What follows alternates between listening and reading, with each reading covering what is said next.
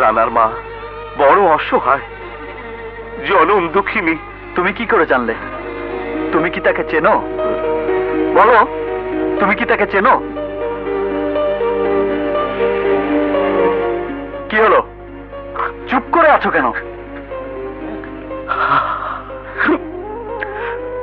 সারা জীবন তো চুপ করেছিলাম, কাউকে কিচ্ছু বলিনি, সব এই বুকের ভেতরে জমা করে রেখে দিয়েছিলাম। কিন্তু কিন্তু কিন্তু কি?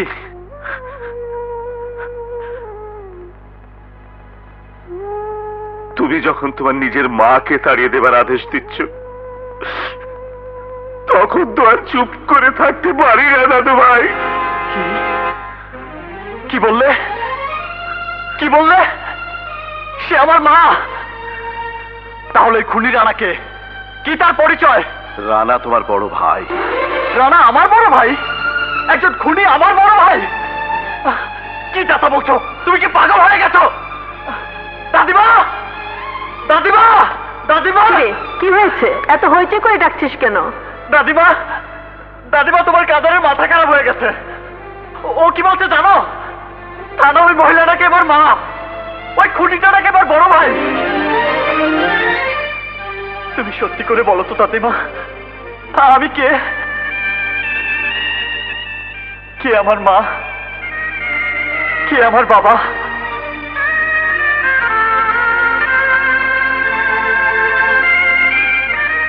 কাদের,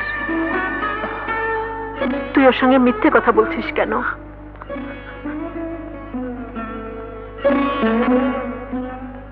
তাসেল, তুই আমাদের বংশের কেউ না।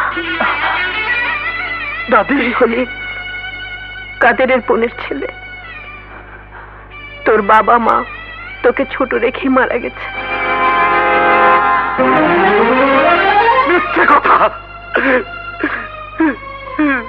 সেদিন আপনার ভয় আমি সব মিথ্যে কথা বলেছিলাম বেগম সাহেবা, সব মিথ্যে কথা বলেছিলাম। আমার কোনো বোন ছিল না এই জগতে। যে পুত্রবধূকে আপনি তাড়িয়ে দিয়েছিলেন, সে যখন ফুটপাতে দুটি অবুঝ শিশুকে নিয়ে পড়েছিল,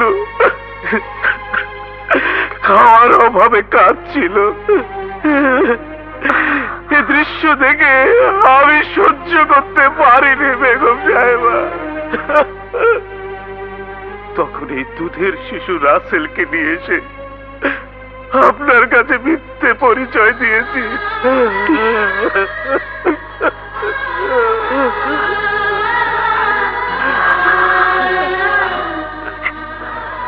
এই রাসেল আমার রকিবের ছোট ছেলে, আমার বংশের প্রদীপ। ওরে রকিব কোথায়? আমার বাবা কোথায়? আপনার রকিবের কথা আমি বলতে পারবো না, সে নিরুদ্দেশ, কিন্তু থানার বারান্দায় বসে যে কাঁদছে সেই আপনার পুত্রবধূ। তাকেই তাড়িয়ে দেবার আদেশ দিয়েছে এই রাসেল। মা, মাগো, মাগো! সেদিন আপনার ভুলের জন্য আজ কারো সঙ্গে কারো দেখা নেই, কেউ কাউকে চেনে না। আপনার সাজানো সংসার ভেঙে চুরমার হয়ে গেছে।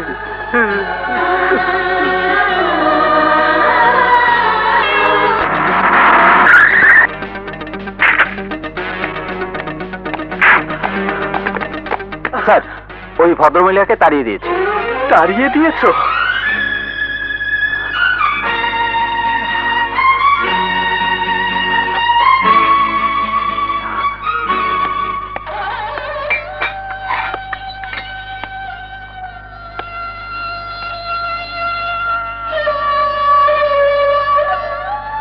তুমি খুব ভাগ্যবান।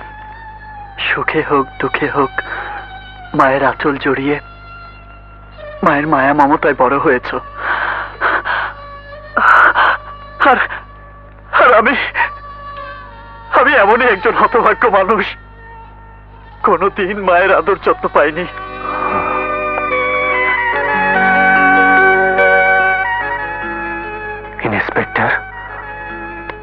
আপনার কি হয়েছে?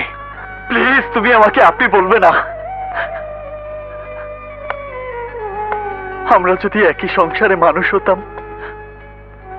আর তুমি যদি বড় ভাই হতে, তাহলে কি কোনোদিন আমাকে আপনি বলে সম্বোধন করতে? কোনোদিন করতে না। আর এখানেই আমাদের দুঃখ। আমরা একই মায়ের সন্তান, ভাগ্যের পরিহাসে আজ আমরা বিচ্ছিন্ন, কেউ কাউকে চিনি না। আসলে আমাদের শরীরে একই মায়ের রক্ত। তুমি আমার বড় ভাই, আর আমি তোমার ছোট ভাই রাসেল। তুমি আমার ছোট ভাই? আমার ছোট ভাই তুমি? হ্যাঁ, আমি তোমার ছোট ভাই। ছেলেবেলার কোনো কথাই কি তোমার মনে নেই? মা, বাবা, তুমি, আমি, কিছুই কি তোমার মনে নেই? কিছুই কি তোমার মনে পড়ে না? ভাইয়া, একে তুমি বাঁচাতে পারবে না বৌমা। আমি গরিব হতে পারি, কিন্তু তুমি বিশ্বাস করো বৌমা, আমি ওকে মানুষ করব। তুমি? হ্যাঁ বৌমা, আমি যে করি হোক, আমি তোমাদের বড় বাড়িতে ওকে মানুষ করব। তোমার শাশুড়ি ঘুণাক্ষরও জানতে পারবে না এটা তোমার ছেলে। তোমাকে শুধু দিনের পর দিন বুকে পাথর বেঁধে অপেক্ষা করতে হবে। বৌমা, আমি খুব গরিব, তোমাদের বাড়িতে কাজ করে খাই। তোমার শাশুড়ি তোমাকে তাড়িয়ে দিতে পারে, কিন্তু কিন্তু তুমি আমার মেয়ের মতো। তোমার এই দুঃখ কষ্ট আমি সহ্য করতে পারবো না। আমার জীবনের বিনিময় হলো আমি তোমার ছেলেকে মানুষ করবই। মনে পড়েছে, আমার সব মনে পড়েছে। মা মা আমাদেরকে নিয়ে ফুটপাতে বসে কাঁদছিল, খাবার ছিল না। আমি ক্ষুধার জ্বালায় ভিক্ষে চেয়েছিলাম, ভিক্ষে। মার কাছ থেকে কাদের ভাই তোকে নিয়ে এসেছিল সব সব। হ্যাঁ, আমার সব মনে পড়েছে, সব মনে পড়েছে। ভাইয়া, ভাইয়া,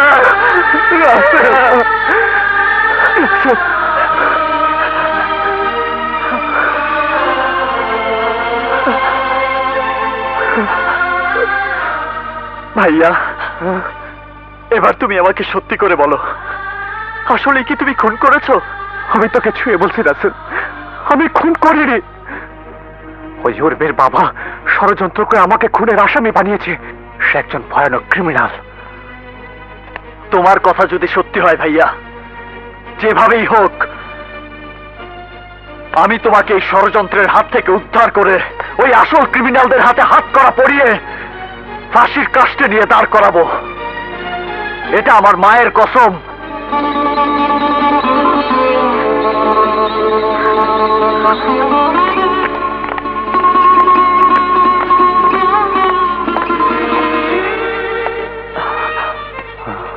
ভাইয়া, তুমি কোনো টেনশন করো না, আমি কোর্টে আসছি।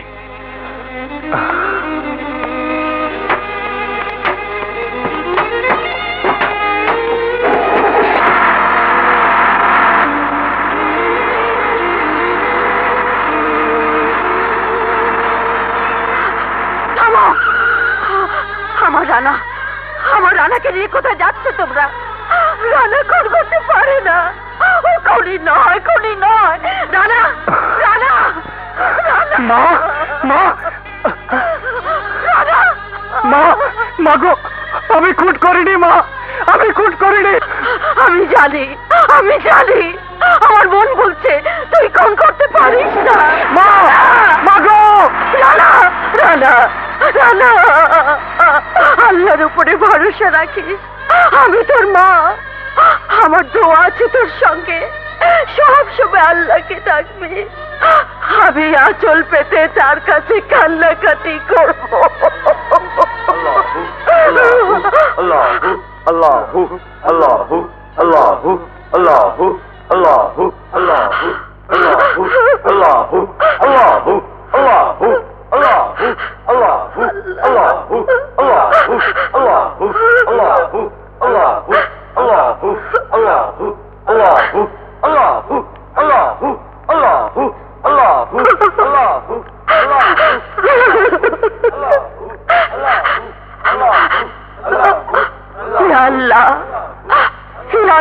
রে, তুমি তোমার পেয়ারা বান্দার উসিলায় আমার নিরপরাধ ছেলে রানাকে বাঁচাও।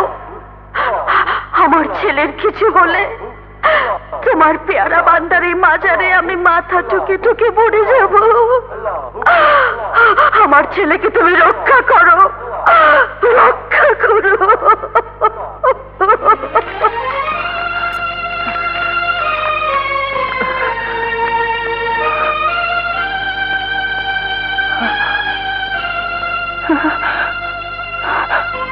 না না না, রাসেল, রাসেল, রাসেল, তুই কাঁদছিস কেন? কেন কাঁদছে? আমি বলবো কেন কাঁদছে। আমার এই কান্নার জন্য তুই দায়ী বলে তুই দায়ী। আমার বাবা কোথায়? আমার মা কোথায়? আমার তো একটা বড় ভাই আছে, আমি তাও জানতাম না। আমার সে ভাইয়ের নাম রানা। আমি তার ছোট ভাই হয়ে এই হাত দিয়ে তাকে অ্যারেস্ট করেছি। এখন সে খুনের আসামি, ফাঁসির কাস্টে ঝুলবে। শুধু তোর জন্য, শুধু তোর জন্য। আমি ওকে দেখতে যাব। রানাকে আমি কোনোদিন দেখিনি। সব দোষ আমার রে, সব দোষ আমার। আমাকে তুই নিয়ে চল। হে পরওয়ারদিগার, যারা আমার ছেলেকে খুনের আসামি পাঠিয়েছে তাদের তুমি বিচার করো আল্লাহ, বিচার করো, তাদের বিচার করো। তুমি এক ভাইকে দিয়ে আরেক ভাইকে অ্যারেস্ট করিয়েছো মাবুদ। তুমি শুনে রাখো, যতক্ষণ পর্যন্ত আমার রানা খুনের মামলা থেকে মুক্তি পাবে না ততক্ষণ পর্যন্ত আমি তোমার এই পেয়ারা বান্দার রওজা শরীফ থেকে যাব না। তোমার এই রওজা শরীফে আমি আমি আমি মাথা ঠুকে ঠুকে মরবো,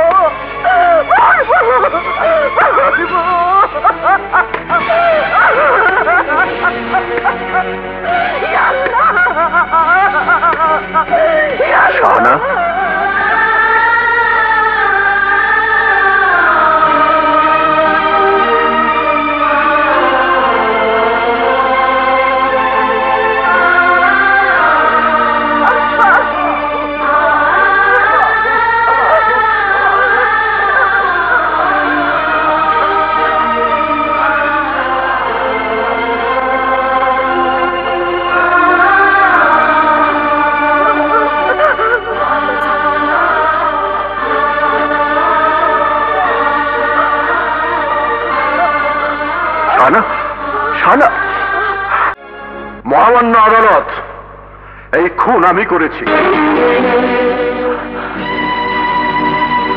আসামির কাঠগড়ায় যে দাঁড়িয়ে আছে সে নির্দোষ। আপনার যা বলার কাঠগড়ায় দাঁড়িয়ে বলুন।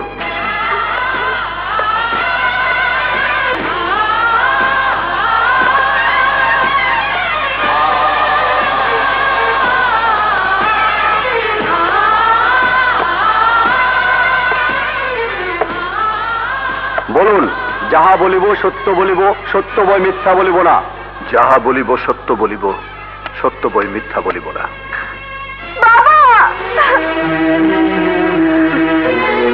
Order, order. মহামান্য আদালত, মানুষ যখন সব হারিয়ে অথই জলে ভাসতে থাকে তখন বেঁচে থাকার জন্য অনেক সময় খড়কুটোকে সে অবলম্বন হিসেবে আঁকড়ে ধরে। ঠিক তেমনি আমিও যখন জীবন আর মৃত্যুর সাথে লড়াই করছিলাম সেই মুহূর্তে ফেরেশতার মতো একজন মানুষ এসে করে। কিছুক্ষণ আগে এই কোর্টে যে মেয়েটি আমাকে চিৎকার করে বাবা বলে ডেকেছিল, মহামান্য আদালত, ওই মেয়েটির নাম উর্মি। ওর বাবাই সেদিন আমাকে উদ্ধার করেছিল জীবনের শেষ মুহূর্ত থেকে। উর্মি তখন একেবারে ছোট্ট একটি মেয়ে। ওর বাবা ওকে আমার কাছে দিয়ে বলেছিল আমি যেন ওকে পিতার আদর স্নেহ দিয়ে বড় করে তুলি, কোনোদিন কষ্ট না দেই, এবং বড় হলে একজন সুপাত্রের সাথে বিয়ে দেই।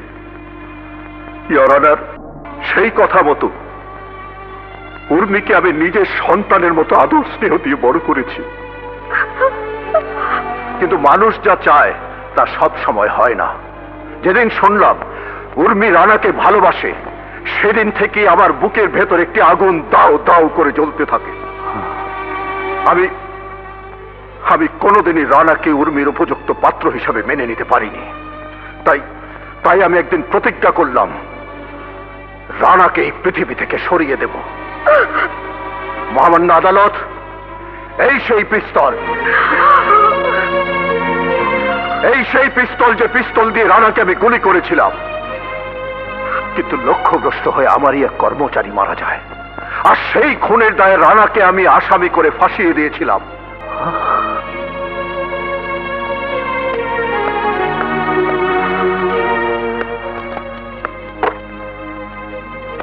কিন্তু ভাগ্যের কি নির্মম পরিহাস, আজই আমি জানতে পারলাম এই রানাই আমার বড় ছেলে। মহামান্য আদালত, পিতা হয়ে আমি আমার সন্তানকে সেদিন চিনতে পারিনি। আমি অপরাধী, আমাকে শাস্তি দেন। মহামান্য আদালত, আমাকে শাস্তি দেন, শাস্তি দেন।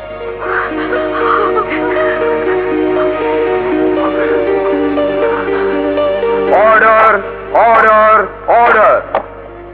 বিশিষ্ট শিল্পপতি জনাব চৌধুরী তার নিজের মুখে স্বীকার করেছেন যে আসামি রানা রায়হানকে তিনি নিজের হাতে গুলি করেন, কিন্তু ভুলবশত বাড়ির সিকিউরিটি গার্ড ইমরানের গায়ে গুলি লাগে এবং সে নিহত হয়। তার স্বীকারোক্তিতে এটাই প্রমাণ হয়েছে যে আসামি রানা রায়হান সম্পূর্ণ নির্দোষ। সুতরাং এই আদালত তাকে বেকসুর খালাস দিচ্ছে এবং সেই সঙ্গে এই খুনের আসামি জনাব রকিব চৌধুরীকে পুলিশ কাস্টডিতে দেওয়ার নির্দেশ দেওয়া হচ্ছে। কোর্ট আজকের মতো মুলতবি করা হলো।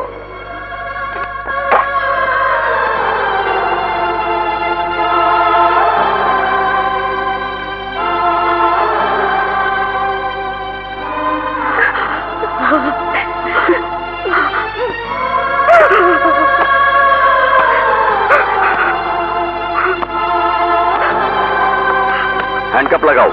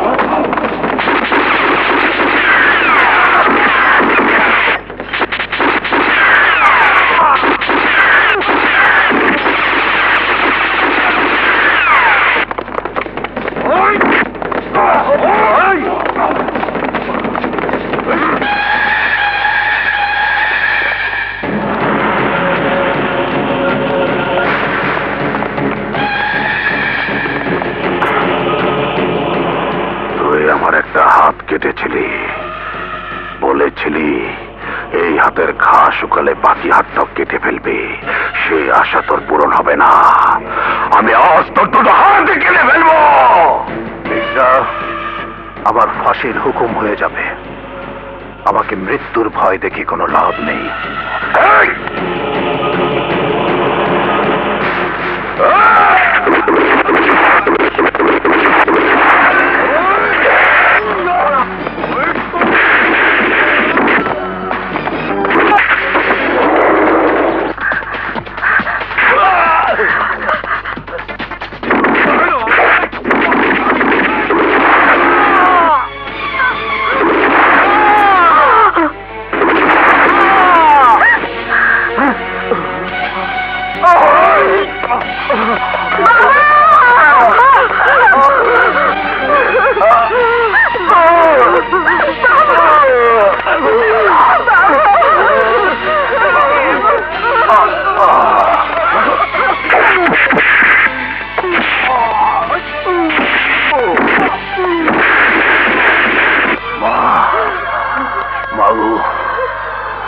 তোমাকে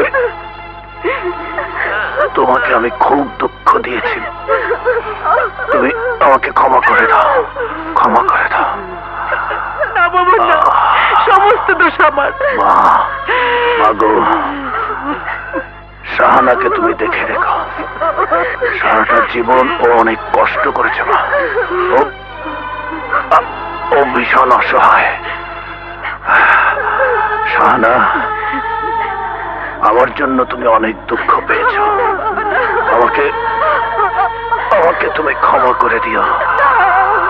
উর্মি, আমি চলে যাচ্ছি মা। আজ থেকে শাহানা তোমার মা। বাবা, আরেকবার বল, তোদের মুখে এই প্রথম বাবা ডাক শুনলাম। বাবা, আমি বড় ক্লান্ত মা। আমি একটু ঘুমোবো মা, আমি একটু ঘুমোবো।